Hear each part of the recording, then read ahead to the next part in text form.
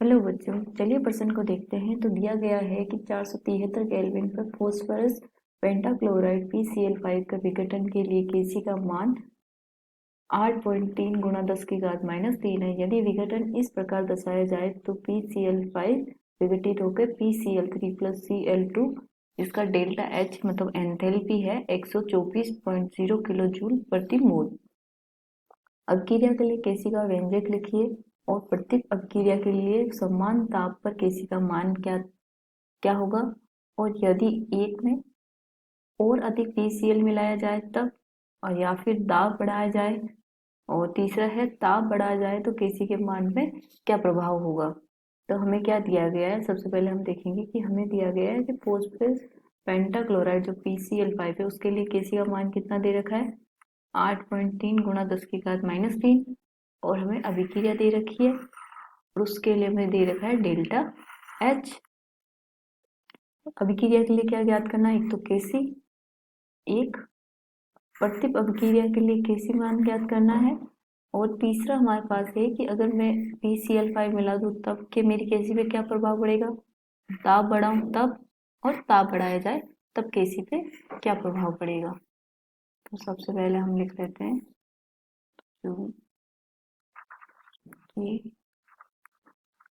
कि मान लिया इसको मैंने मान लिया ये गे है, ठीक है। तो ये हमारी जो मुख्य अवधारणा क्या हो जाएगी, मुख्य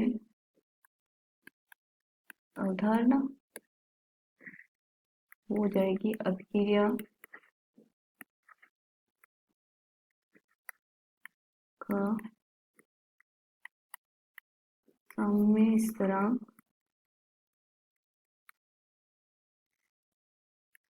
Kc, और दूसरा क्या हो जाएगा ली सेटलियर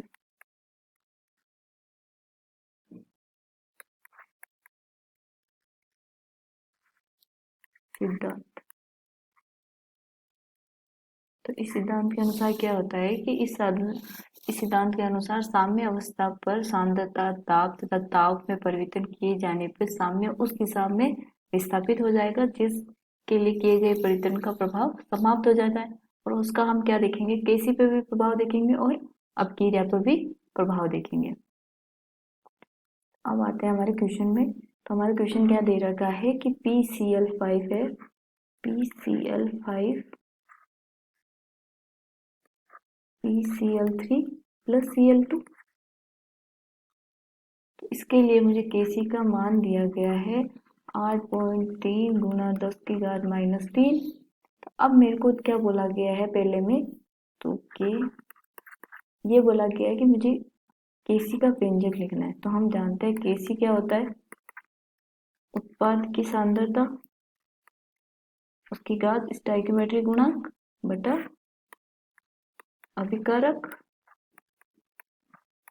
की सांद्रता और उसका स्टोइकियोमेट्रिक गुणांक। तो ये क्या आ जाएगा PCl3 की सांद्रता गुणा Cl2 की सांद्रता बटा PCl5 की सांद्रता। ये हमारा क्या है Kc। अब हमें दिया गया खे में क्या है, प्रत्येक अभिक्रिया के लिए समान दाब पे Kc। तो हम इसमें हमारे प्रत्येक अभिक्रिया मतलब क्या हो जाता है कि ये जो पीछे की ओर, तो हमारा जो अब जो हमारा अभिकारक क्या बन जाएंगे PCl3 प्लस Cl2। तो अब हम लिखते हैं हमारी प्रत्येक अभिक्रिया मतलब पीछे की साइड, तो खे प्रत्येक अभिक्रिया मतलब क्या हो जाएगा PCl3 प्लस Cl2 अभिकारक बनेंगे और PCl5 उत्पाद बन जाएगा। तो जो इसका Kc डैश आएगा वो क्या आ जाएगा PCl5 की सांद्रता बटा PCl3 की सांद्रता एंड Cl2 की सांद्रता। और ये हम देख रहे हैं कि जो हमने पहले लिखा था तो इसका क्या जस्ट उल्टा है, तो इसको मैं लिख सकती हूँ 1/Kc। Kc का मान दे रखा है मेरे को 8.3 गुणा 10 की घात -3। तो जो K डैश C आएगा वो क्या आ जाएगा, वो आएगा मेरे पास 1.205 गुणा 10 की घात 2। ठीक है। अब आते हैं हमारे गे पे। तो गे क्या दिया है, यदि अभिक्रिया PCl5 मिलाए जाए, तो हम पहले लिखते हैं हमारा गे। अभिक्रिया क्या है कि PCl5 विघटित होकर क्या बनाता है, PCl3 प्लस Cl2।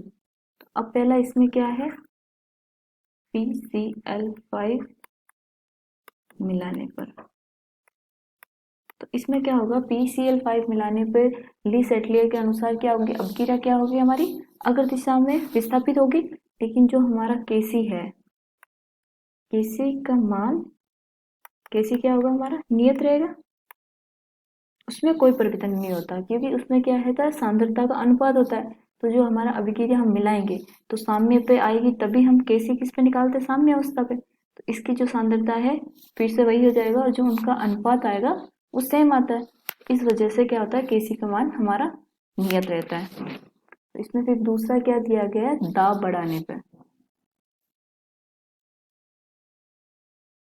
दूसरा क्या है, दाब बढ़ाने पर।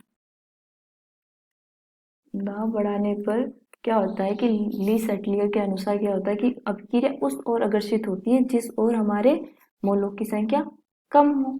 तो हमारी जो अभिक्रिया है वो किस ओर जाएगी, पश्चिम दिशा में।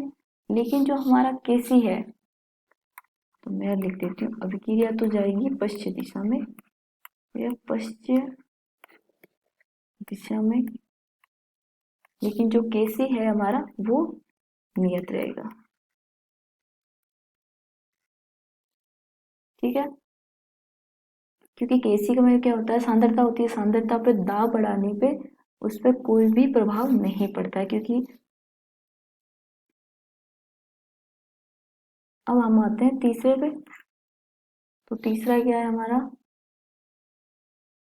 दाब बढ़ाया जाए तो Kc के मान में क्या प्रभाव होगा। तो दाब बढ़ाने पर, तो दाब बढ़ाने का मतलब क्या है, अगर दाब बढ़ाया जाए तो हमें क्वेश्चन में डेल्टा एच दे रखी है 124.0 किलो जूल प्रति मोल। ठीक है, इसका मतलब क्या है, जो हमारी अभिक्रिया है वो क्या है, अभिक्रिया उष्माशोषी है।